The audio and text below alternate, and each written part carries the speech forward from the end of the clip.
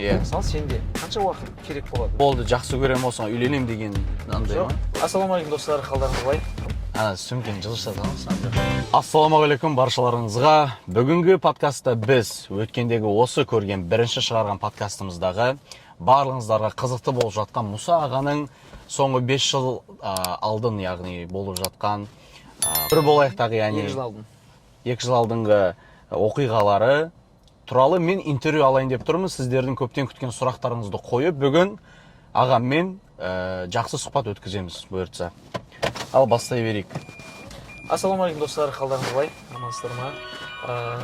Екінші подкаст видеомызды жалпы сұхбатымызды салған жоқ. Ол жерде біраз ақпараттар айтылған болатын тұғын. Бірақ десек те, біз енді үшінші подкаст, яғни сұхбатымыздың жаңағыдай бірінші видеоның астындағы сұрақтарға жауап ретінде біз үшіншісін түсіріп жатырмыз.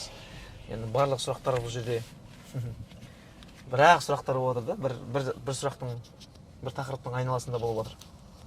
Сондықтан сол тақырыпқа нүктесін қойсақ деген ниет болып отыр. Мен сұрақтарды оқыдым, аға. Кәдімгідей бүкіл адамның сұрағы бір, толық айт, сенде әлі де сезім бар ғой. Сол Аружан деген қыз, дұрыс па? Сол бойынша өзіңіз жалпы бір не дейді, ақпаратпен бастасаңыз? Әлі де бар ғой дейтіндей, негізі ол бастан былай қалай айтсам болады. 2022-де ме екен, 23-те ғой деймін. Аружан келеді. Басынан бастап айтып берейін. Ашқан кезде, ол кезде ол 18 жасқа толып келдім деген, 17 жастан бастап қарайтын едім эфирді деп айтты. Сондай сүйкімді, тәп-тәтті, андай көрініп тұрыз алғашқы эфирде. Кәдімгідей жалтақ етіп, жаңағыдай. Болады ғой, кішкентай қыз екені әлі көрініп тұрған. Сол кезде, вау, қандай керемет қыз екен деп, маған керемет әсер қалды. Күшті қыз екен деп. Сонымен қызығушылық оянды сол кезде, деп кездестік. Кешкісін тамақтандық бір жерге барып, жолықтық, сөйлестік. Қалай ойлайсың жалпы? Бір адамды білу үшін қанша кездесу керек деп ойлайсың? Қанша уақыт керек деп ойлайсың? Менің ойымша ол нәрсеге ешкім уақыт қоя алмайды. Себебі ол нәрсе өте физически нәрсе емес, басқаратын уақыт қоятын нәрсе емес. Әрбір адамның біріншіден характеріне байланысты деп ойлаймын. Яғни біреумен сәл қиынырақ болады. Қиынырақ болған үшін ол адам туралы көбірек білу үшін көбірек уақыт кетеді. Ал бір адаммен сіз тура сол адам сияқты екінші адаммен де сөйлесіп көрсеңіз, уақыт өте келе ол адаммен оңайырақ болуы мүмкін. Не үшін? Себебі, яғни оңайырақ болады, сол себепті оған кемірек уақыт кетеді. Сен өзіңе жауап берші. Сен обобщенно қазір әр адамда, дұрыс айтасың, әртүрлі болады. Мысалы сенде қанша уақыт керек болады бір адамды танып білу үшін? Примерно. Болды, жақсы көремін осыған үйленем деген андай ма? Бір адамның сенің адамың екендігін және сенің адамың емес екендігін танып білу үшін. Енді мен жеке өзіме ойлаймын.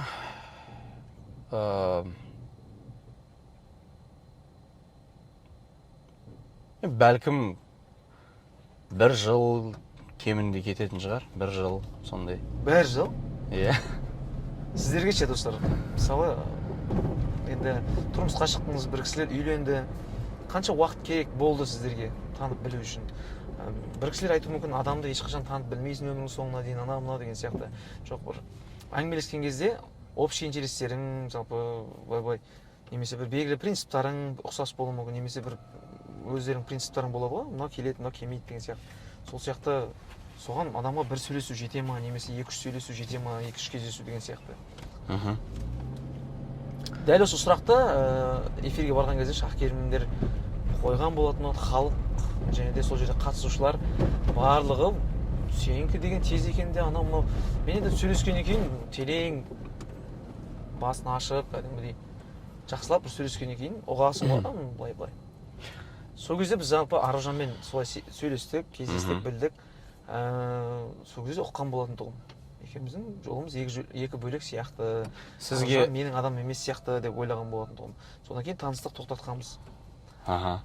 Бірақ не үшін аға таныстық тоқтаттық дегеннен кейін менің ойымша болды, екі адам екі жаққа кетуге, бірақ әлі де адамдар екеуіңіздің бірге болуларыңызды қалайды, екеулеріңіз бірге болғандарыңызды көргісі келем деп әлі де айта береді. Оның бекер емес сияқты. Не үшін ол, не себептен өйтіп айта береді? Мысалы, көрермендердің көзінше бір көрермендерге ұнайтын орталарыңызда бір жақсы, білмеймін, оқиғалар болған ба, көрермендеріңіз білетін, не себепті өйтіп айта береді олар? Осы сұрақты мен де негізі осы көрермендерге қойғым келеді.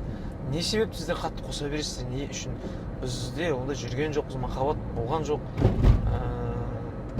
Қалай айтсам екен, бір жұп болып, бір жылдап, екі жылдап жүріп, одан кейін барып белгілі бір кішкентай себептермен айырылысып кетсе екен, қосылыңдар, ештеңеге мән бермеңдер дейтіндей. Бізде ондай нәрсе болған емес. Қалай ойлайсың, мысалы, не үшін соншалықты адамдар қатты қосады, тіпті ұрысып жатады, бір-бірімен екіге бөлініп ұрысып жатыр. Қазіргі күнге дейін, әлі күнге дейін айтады, даже қазір Америкада жүрсек те, әлі күнге дейін тіпті ол қыз Аружан қазір эфирде болашақ жарын күтіп отыр. Ортада талай ұрыс керіс болған бізде. Енді дұрыстап араласайын деп жатсаң, үшінші, төртінші қыздың өзімен болған ба? Ұрыс болған, мысалы, кәдімгідей араласайын деп жатсаң да, жаңағы сыртқы ықпал дейді ғой, яғни қолдаушылардың, апаларының жаңағыдай әрдеңе айтуы. Орталарыңызда сондай көп жағдай өткен. Әңгіме бұрмалаушылық болады, кейде ашуланып бірдеңе деп отырған кезде наим отырсақ, үйтпеңдерші деген сияқты әңгімені оны басқаша жеткізеді, оны анау басқаша айтады. Көп жағдайлар болған да негізі. Енді адам болған екен біз кейде ашуланамыз, бүйтеміз, қайттан татуласамыз ғой. Жоқ, бізде екіге бөлініп алады, ол сені жамандаған, та-та-та-та-та-та. Сол екі нәрсенің жетегінде жүріп, біз араласпай кеттік десек те болады. Кейде араласып жатсаң, аралассаң, үйленші дейді. Араласпасаң, қарындасың ғой, адам ғой, араласшы дейді. Аралассаң, үйлен дейді. Сондай әңгімелер өте көп болған, және де әлі де болып келе жатыр. Бұл мәселе сұхбат кеше осы жаққа келіп тікелей эфирге кірсек, әңгіменің барлығы 80%, 90% тіпті Аружан туралы болып жатыр. Тіпті біз жүрмегенбіз де, махаббат болмаған осындай. Сол үшін тек қана Аружан ол кезде екінші рет келеді маған эфирде. Екінші рет қайттан келеді эфирге танысуға. Екіншісінде мен айтамын, енді бұл қызға мен өтірік үміт бере алмаймын. Үміткер болып келе ма сонда? Үміткер. Қайттан екінші рет тағы да келеді да, Содан кейін мен тағы да үміт бере алмаймын. Біріншісінде тоқтаған нәрсе, мен өзім ғашық боламын ғой, айтпасам. Екі сөйлеген болып боламын. Ол үшін ғана емес, жалпы жоқ сезімді мен оята алмаймын. Ол басында ашылмаса, сөйтіп сол жерде қалды, қатысушы болып, халықтың жаңағы редакцияның ұсынысымен сөйтіп қалған болатын тұғын. Сосын қалғаннан кейін үміткерлер келеді, арада жаңағыдай бір отбасы сияқты араластық, сол жерде сәлем үзу болды. Аружанның жаңағыдай бір колледжден екі ма дос қыз келеді, танитын, білетін, біреу сол жерде жұмыс істейтін деген сияқты. Солар келген кезде Аружан эмоция білдіріп жылап қалған болатын тұғын. Қызғанып па? Қызғанып деп ойлаймыз, енді бәріміз сөйтіп ойладық. Халық та сөйтіп ойлады, Шахкерім де сөйтіп ойлады. Мен қазір карты көріп отырмын мен мына жерде жолда. Телевизор сияқты. Қараңыздар, мен ютубты да ашып, прям комментарий өзіне қарап отырмын, сұрақтарды іздеп. Енді көп адам әшейін пікір жазғандар бар, бірақ бірінші сұрақ таптым аға. Аружанды ұнаттың ба, сол туралы айтшы дейді. Айдау F8W деген аккаунт. Көріп көрсетіп қойғыш?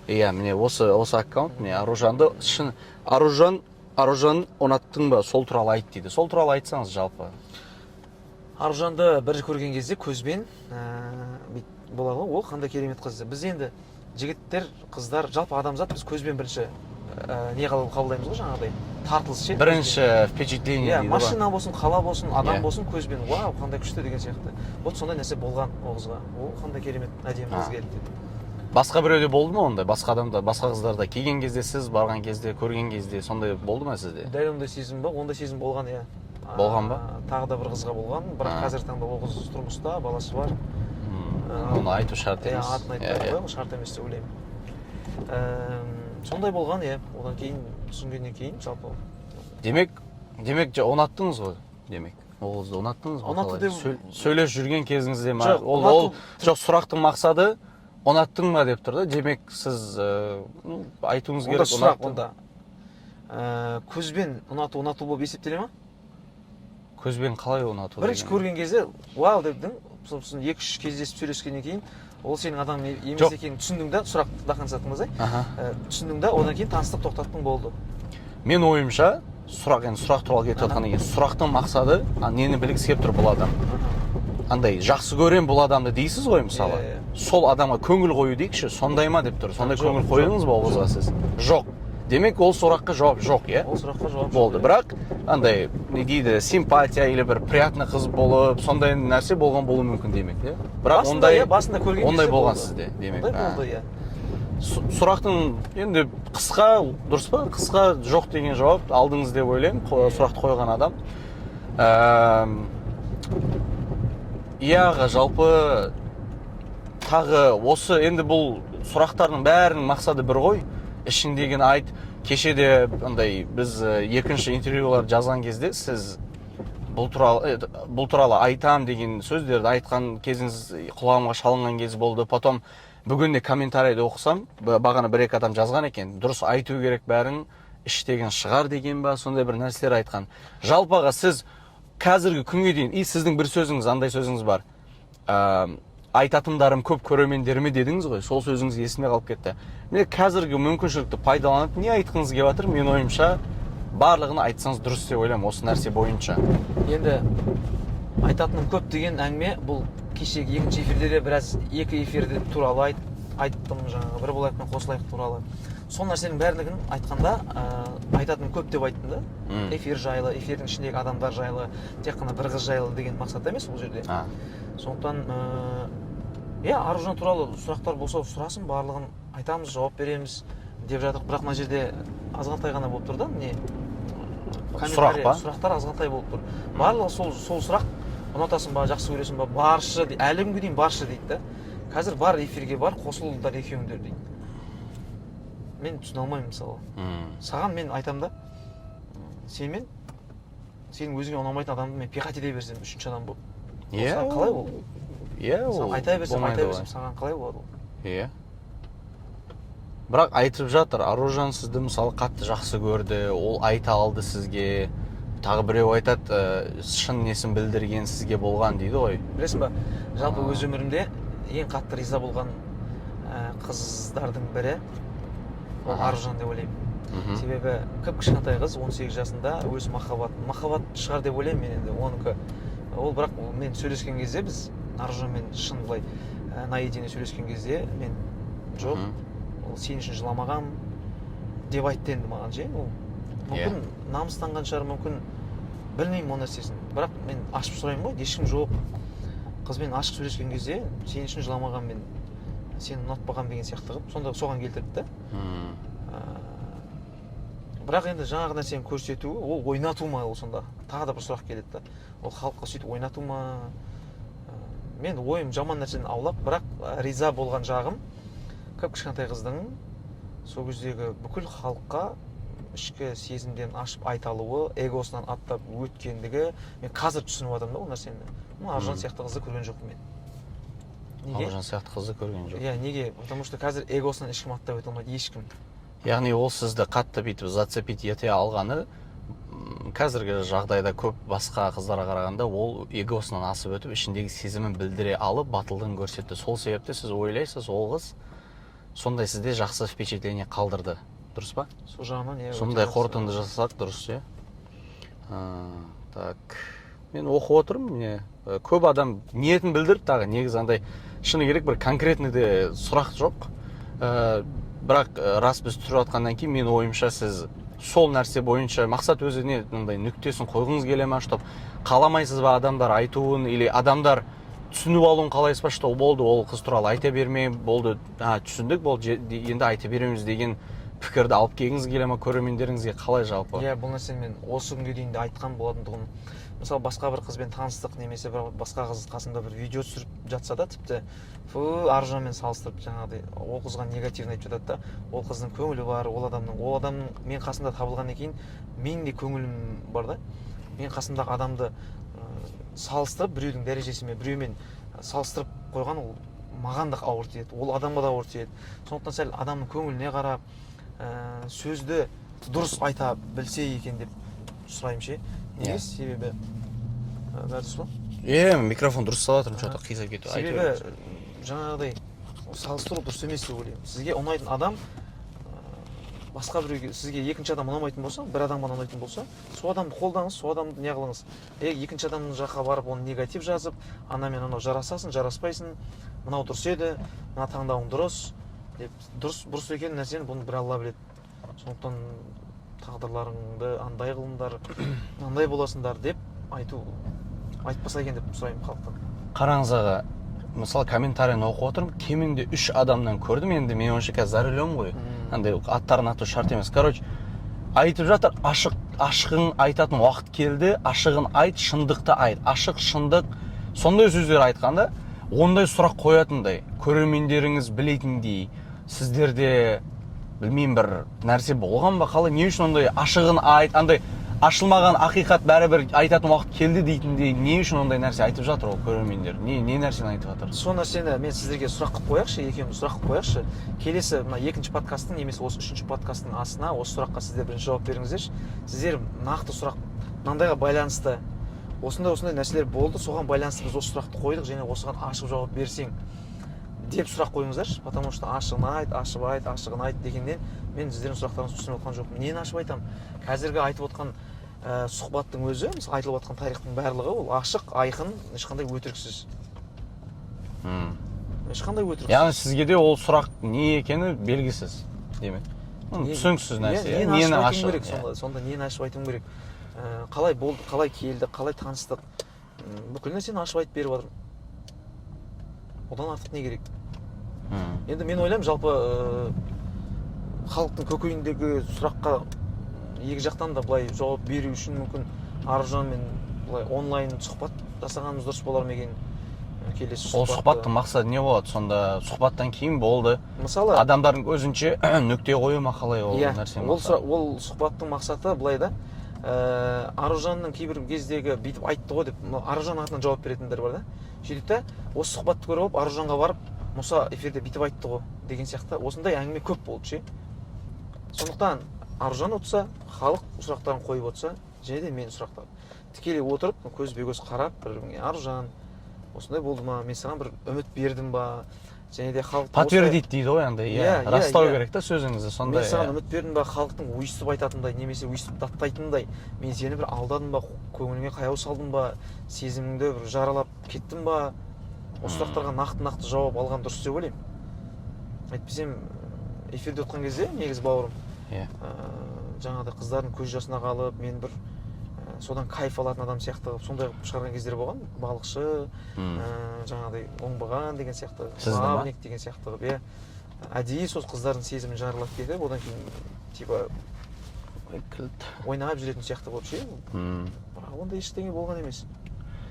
Мына жерде тағы сұрақ таптым аға, бірақ оған сіз бағана андай батылдық деп эгоизмнан асып сезім білдіре алды деген нәрсесін айтып қойдыңыз, бірақ одан басқа тағы Айгерім Жұмабаевна Нижний Провель 1 аккаунты Аружанның жақсы қасиеттері туралы айтсаң деп айтыпты.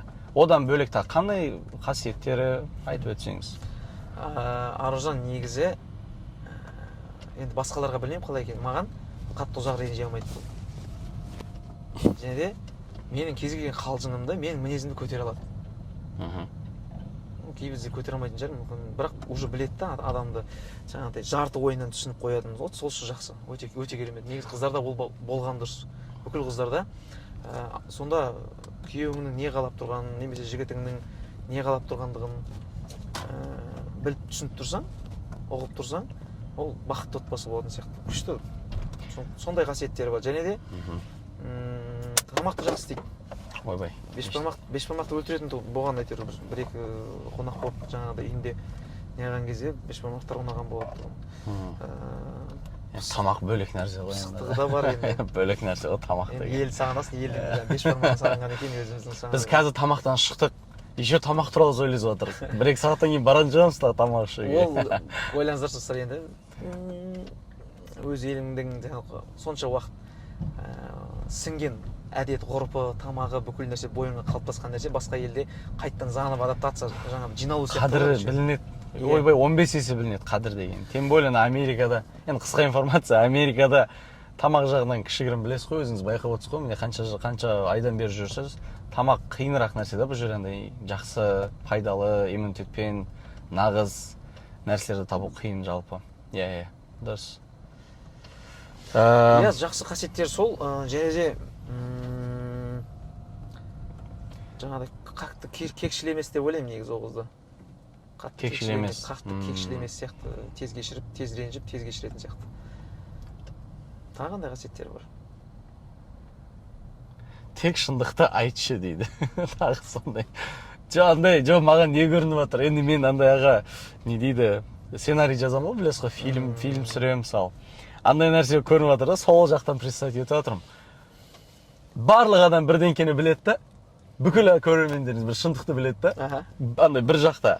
Но сіз сол жердегі ең андай басты кейіпкер болғансыз, сіздің өзіңізді айтып шығып, міне деп столға бір ұрып, уақыт келді айтатын деп печатын қоятындай бір андай араларыңызда бір ешкімге айтамайтын ашылу керек болған бір шындықты айтып отқан сияқты көрініп отыр да маған ше. Ол 5-ші ме 6-шы кемінде одан көп болса. Ей, ладно, шындық деп жатыр. Айтам онда. Шындықты айтам. Далан, значка бірдеңе айтпақсыз қызы демек. Шындық керек қой сіздерге, иә? Шындық керек қой. Мен таңғалып отырмын ғой. Онда тыңдаңыздар. Шындық былай. Мен Аружанды сыйлаймын. Ойбай. Не шындық айтамын, достар, не шындық айтамын. Мен қазір мүмкін адамның қадірін білгеннен кейін ба, қазір мен түсініп отырмын. Ренжіскен адамдарды, мысалы, ренжіткенде қалай айтсам болады енді. Ол нәрсеге кез келген нормальный адам, не нормальный адам болса да ренжитін шығар енді. Бұл көңіл бар ғой бізде. Иә. Сезім деген нәрсе бар, бірде ренжисің, бір әрекеттерге ренжімейсің, қуанасың деген нәрсе. Сондықтан ренжідік, ұмытылды, кешірдім, кеше жазып жіберіпті мысалы сіздерде түн ба деген сияқты. Оның алдында тиктоктан өзі кешірім сұрап, Алла разы болсын сол кіші бейілдігіне оразаның басында ешқандай реніш болмасын, осындай кешірім сұраймын деп жазып жіберіпті тиктоктан. Мен кешірдім, ешқандай бәрі дұрыс, нормально жібердім. Менде де ондай не жоқ, кекшіл қыз баласы, тем более қанша бірге отырдық, сыйлаймын ол қыз. Қазір саған жүрміз мысалы ше, как дос ретінде, адам ретінде қазір. Сондықтан әр адам өзінің қадірі болады, қасында бар кезде бағаламайсың, арылдасып деп жүресің. Сөйтіп араласқан негізі қызық сәттер болды, өте қызық сәттер болды. Кино болды ғой жалпы. Ал біз келіп тоқтадық, себебі жол өте шумно болып кетті. Неға сіздің мына жерде комментариялардың арасында мен тауып алдым, өзіңіз қалдырғанша сұрақтар болса деген. Сол жерде 5-6 адам жазыпты, көбісі ниет, бірақ арасына бір адам жазыпты, Айсұлу Қожанова деген. Қыздарға болашақта ниетін болмаса артық сөздің қажет жоқ, болашақтарын құртпа дейді. Не үшін аға ойлайсыз бұл адам сізге ондай сөздер жазған деп? Нені айтып жатыр ол көрерменіңіз? Ойың болмаса, мен ойым жоқ деп, жақынырақ ұстаңыз. Ойым жоқ деп ол бастан айтқан. Жалпы точкасын неше рет қойғанмын, осы мен нешінші рет қойып адамын. Не үшін точка қою? Себебі өзің көріп жатсың, эфирге кірген сайын осы жақта басқа тақырыпта бірдеңе айтып отырсаң да, жалпы Аружан қайттан бар, қазір отыр, анау мынау сені жақсы көреді деп сөйтіп айта бергеннен кейін осы нәрсенің тағы да бір нүктесін қояйыншы, бір нүктесі кем болмасын деген ғой жалпы. 3 нүкте істемексіз ба қалай? Иә, талай шақ керін талай сұраған. 3 нүкте білесіз, 3 нүкте жалғасу білесіз ба? Жалғастыру деген ғой. 3 нүкте coming soon деген ғой. Енді бұл ар жағын не болатынын білмеймін. Мүмкін мен сезім қайттан ашылып кетемін екен ол қызға, немесе мен Агатан алып қаламын ба, Аружанды алып қаламын ба, білмеймін. Ол жағын білмеймін. Спойлер ма аға болашақ? Даңыз, спойлер ма? Жоқ енді, рас қой. Көңілім кетіп қала ма деп жатсыз, андай ма, бүйтіп қалыр кетіп жатсыз ба қалай? Жоқ енді білмейсің ғой, мысалы ше, болашақта кімді алатынды, қашып, кімнен қашып жүретін, мүмкін соны алатын шығарсың деген сияқты. Себебі мен эфирде айттым жаңағы, қалауым деген нәрсеге қалай отырады осы жерде, қалай көресіңдер деп айтатын тұғым. Өзім барып қалым сол жерге. Енді бұл болашаққа мен ешқандай планым жоқ, пока ешқандай. Ал өткен шақтағы барлықтарыңыздың сіздердің сұрақтарыңызға мен толыққан жауап бердім деп ойлаймын. Или олай емес па? Жауап бере жатсыз да? Или олай емес па деп отыр. Жоқ енді. Или олай емес па деген. Давай дальше сұрақ. жоқ енді білмеймін сіздің ойыңыз бар ау бірде. енді халық сұрақ қойып жатыр, қалай сұрақ қойып жатыр, соны жауап беріп жатырмын ғой мен енді. Или олай емес па дегіз? жоқ, әзілдеп жауап беремін, еркелеймін, халыққа еркелеймін, өйтетін бар енді. Жақсы көремін ғой сіздерді. Сіздерді еркелететін оқырмандарыңыз бар ма? Сообщение жазып директте. Жаным, қошақаным, почақаным. Жоқ, ондай жоқ. Жоқ, мен тікелей мағынада түсініп отырмын, еркелеу деген. Иә, түсініп отырмын ғой. Жалпы қалжың, иә. Сосын, жарайды, ол түсінікті, бірақ та аға, бағана мен машинада келе жатқан кезде ойыма келіп қалған нәрсе. Басқа қыздардың аттары да айтылды. Және де олар көбірек айтылған байқадым. Кім еді? Агата деген, және де Роза деген. Сол екеуі жалпы оларды не үшін айтылып жатыр жалпы? Не жарайды, бүйтейікші, көрермендердің сұрағы бойынша ғой бұл подкаст. Қазіргі бұл 2-3 бөлім.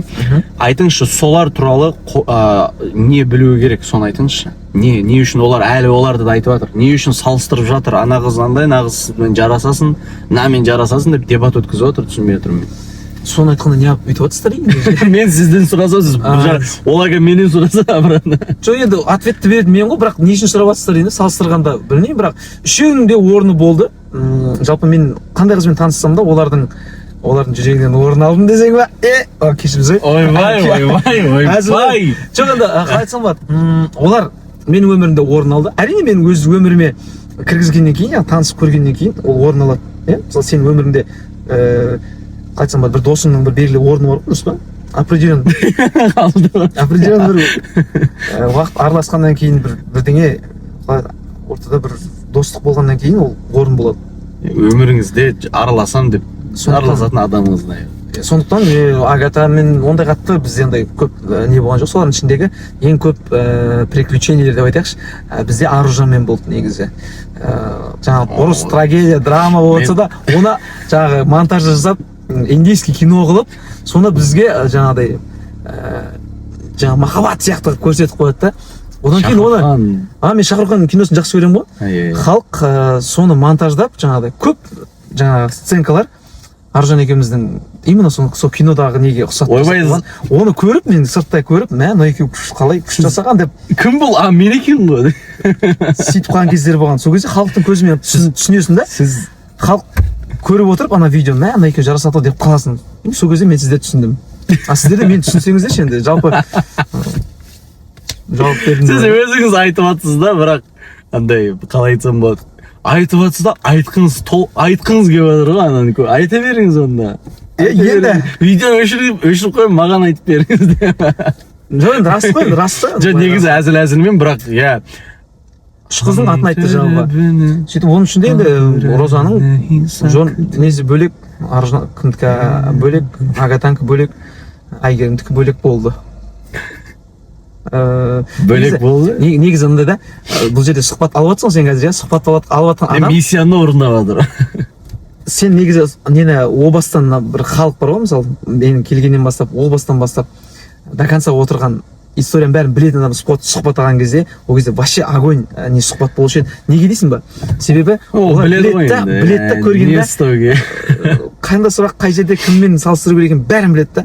Ол кезде көп информация айтылады деген сияқты. Енді мен енді онша білмеймін, менің жұмысым қазіргі ағама миссиям бұл сіздің айтып отқан әңгімеңізге қарай сол бағытта сұрақ қою болып тұр ғой менің миссиям. Халықтың сұрағына сен бір-бірімізбен диалог құру ғой мақсатындағы. Сондықтан оған да рахмет, сенің барыңа шүкір, бауырым рахмет. Енді халыққа алғысым шексіз, үлкен рахмет, мен сіздерді жақсы көремін, және дәл осы азғантай уақыттың ішінде мен сіздерді сағындым, шынымды айтайын, жақсы көремін. Эфирді де сағындық. Жақынырақ ұстай беріңіз. Төбеге бүйтіп. Эфирді де сағындық, халықты да сағындық, қошақандар бәріңіз сағындық. Сондықтан да болды, отыра беріңіз. Мына жеріне қыстырып бүйтіп очкині ұстайып сөйлей бересіз, жақындатып. Или қолыңызды мен сияқты ұстап тұра беріңіз.